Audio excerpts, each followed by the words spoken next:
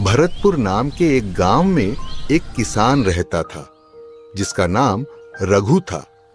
रघु अपनी सूखी जमीन को देखकर निराश था। बारिश नहीं हो रही थी और फसलें उगने से पहले ही मर जाती थीं। उसकी सारी मेहनत बेकार जा रही थी। हे भगवान, मैं और कितनी बार हार मानूं? क्या मेरी जमीन फिर से हरी भरी नहीं होगी? मेरी फसल अब पहले के जैसी हरी भरी क्यों नहीं होती है? न जाने किसकी नजर लग गई है मेरे खेतों को। नजर तो मेरी किस्मत को लग गई है जो शादी करके तुम्हारे घर आई हूँ। सोचा था अच्छी फसल होगी तो नई साड़ी खरीदूंगी और चांदी की पायल भी खरीदूंगी, लेकिन तुम्हारे खेत को देखकर तो ऐसा लगता है कि दिन के 2 बार का खाना मिल जाए वह भी काफी है। अरे भाग्यवान, क्यों जी छोटा कर रही हो? भगवान ने हमें 2 हाथ क्यों दिए हैं? मेहनत करने के लिए ना। देखना, एक ना एक दिन मेरी मेहनत जरूर रंग लाएगी और हमारे खेत भी फिर से हरे भरे हो जाएंगे और फसल के ढेर लग जाएंगे। देखते रहो ऐसे सपने, हकीकत में तो अनाज के ढेर नहीं लगेंगे। शायद सपनों में ही राजा बन जाओ। हाय रे फूटी किस्मत। रात का समय हो गया था और रघु खेत में उदास होकर बैठा था। तभी एक बूढ़ा साधु उसके पास आता है। साधु को प्यास लगी होती है। वह रघु के पास आता है और पीने के लिए पानी मांगता है। बेटे, क्या पीने के लिए थोड़ा पानी मिल सकता है? बड़ी प्यास लगी है। आइए महाराज, कुएं में पानी तो बहुत है, लेकिन शायद अनाज मिल भी पाएगा या नहीं। लीजिए, पानी पीजिए।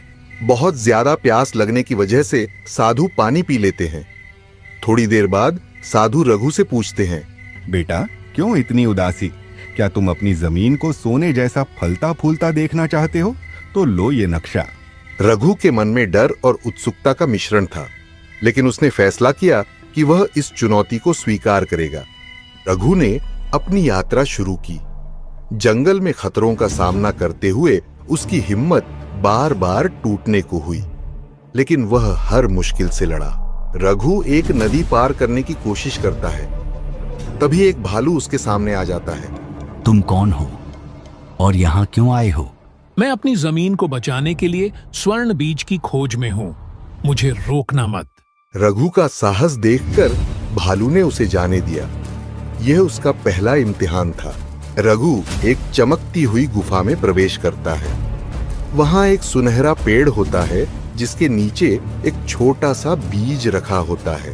कई दिनों की कठिनाई के बाद रघु ने स्वर्ण बीज पा लिया, लेकिन तभी गुफा के अंदर एक गहरी आवाज गूंजती है। अगर यह बीज चाहिए तो वादा करो कि इसे केवल अपनी मेहनत और दूसरों की भलाई के लिए इस्तेमाल करोगे। मैं वादा करता हूँ कि यह बीज मेरे खेत और मेरे गांव को खुशहाल बनाने के लिए होगा। थोड़ी देर बाद आवाज गायब हो जाती है। रघु बीज लेकर घर लौट आता है। रघु अपने खेत में बीज लगाता है और उसकी देखभाल करता है। बारिश होती है और खेत फिर से हरे भरे हो जाते हैं। रघु, देखो, हमारी जमीन फिर से जिंदा हो गई है। ये तो किसी चमत्कार से कम नहीं। गौरी, यह मेहनत और विश्वास का फल है। रघु की मेहनत और साहस ने उसका जीवन बदल दिया। उसने न केवल अपने खेत को हरा भरा किया, बल्कि पूरे गांव को बीज देकर सभी को खुशहाल बनाया। रघु की यह कहानी बताती है कि सच्चा चमत्कार हमारी मेहनत और विश्वास में छुपा होता है।